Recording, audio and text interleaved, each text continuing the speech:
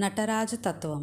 పరమశివుడు నటరాజుగా ఆనందతాండవం చేసేటప్పుడు కుడి చేతిలోని డమరుకంలోంచే శబ్దం అక్షరాలన్నీ పుట్టాయి. ఈ అక్షరాల ద్వారానే వాంగ్మయం, వ్యాకరణం తయారైంది. ఈ డమరుక కదలిక వలన సృష్టి ప్రారంభమైంది. ఎడమ చేతిలో అగ్ని ఉంటుంది. దీని అర్థం పుట్టిన ప్రతి ప్రాణి భస్మం అవ్వాల్సిందే. కాలంతో పాటు వచ్చేది, కాలంతో పాటు వెళ్ళిపోతుంది. దీన్ని తెలుసుకుంటే మన నడవడికలో మార్పు వస్తుంది. మన శరీరం వెళ్ళిపోతుంది, కానీ ఆత్మ ఉంటుంది. ఈ వెళ్ళిపోయే శరీరంలో ఉండి వెళ్ళని ఆత్మతో మధ్యలో ఉన్న భగవంతుడిని చేరుకోవాలి. ఈ పుట్టడం, చావడం అనేది మన ప్రమేయం లేకుండా జరుగుతుంది.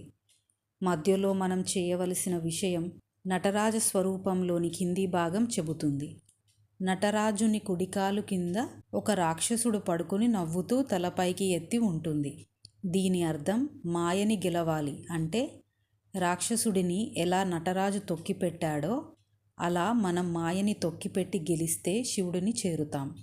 ఎడమకాలు బ్రాహ్మీ స్థితిని చూస్తుంది, అంటే ఆధ్యాత్మికత.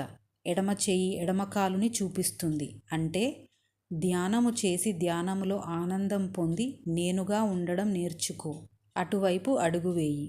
దీన్ని అర్థం చేసుకోవడం చాలా క్లిష్టంగా ఉంది అనేవారికి తన కుడి చేతిని అభయముద్రలో పెట్టి నేను ఉన్నాను, నువ్వు ఆధ్యాత్మికత వైపు అడుగులు వేయి అని దీని అర్థం.